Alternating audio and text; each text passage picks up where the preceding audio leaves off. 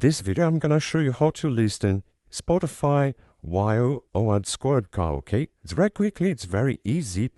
So the first thing you need to do, and the only thing you need to do, is click on this button right here, okay? And find connections, okay? On the first option, user settings, connections. Click on top, and here you will see all the connections you have on Spotify, okay?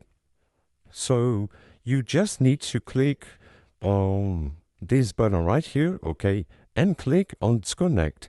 And yes, you will need to disconnect your Spotify to Discord, okay? It is because this connection has a bug which is stopping your songs on Spotify, okay? So you need to click on this button right here and click on disconnect.